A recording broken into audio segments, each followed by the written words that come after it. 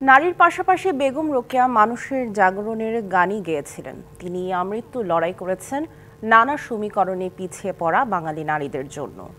গভীর অন্ধকার থেকে নিজে যেমন বেরিয়ে এসেছেন আলোকবর্তিকা হাতে, তেমনি চেয়েছেন নারীর জাগরণ। তাই কেবল দিবসের মধ্যে আবদ্ধ না করে প্রতিদিনই বেগম রোকেয়া চর্চার প্রয়োজন।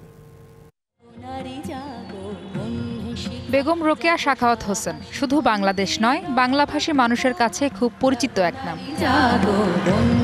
1880 সালের 9 ডিসেম্বর রংপুর জেলার পায়রাবন্দ গ্রামে জন্ম তার। 1932 সালের একই দিনে ভারতের পশ্চিমবঙ্গে কলকাতায় মৃত্যু।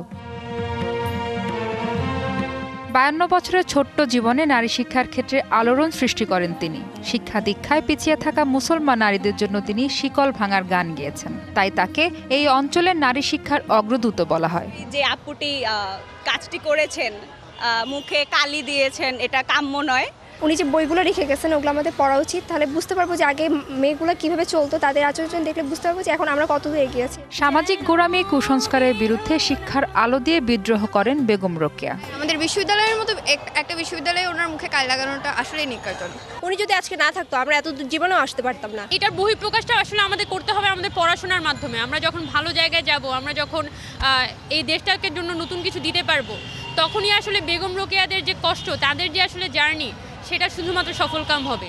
অন্ধকার থেকে বাঙালি নারীদের আলোর পথ দেখানো বেগম রোকেয়া দিনে দিনে কেবল দিবস পালনে আবদ্ধ হয়ে গেছেন। যখনই যারা আমাদের এই অধিকারের জন্য লড়াই করেছে, তখনই তাদেরকে ভীষণভাবে নিগৃহীত এবং নির্যাতিত হয়েছে।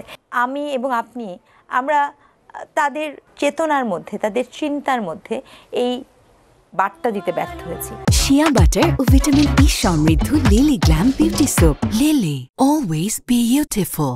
দিন দিন যেখানে বেগম রোকেয়া সংগ্রাম দেখানো পথ আরো প্রশস্ত হওয়ার কথা, সেখানে বিপরীত স্রোত দেখা যাচ্ছে। যে আমি নারী, কাজে আমি যদি এই কাজ করি বা আমি যদি এই কথা বলি বা আমি যদি কোনো সাহসী উদ্যোগ নেই, তাহলে আমাকেও এইভাবে কিন্তু সমাজ পিছিয়ে রাখবে বা আমার উপরে একটা কালিমা লেপন করতে পারে।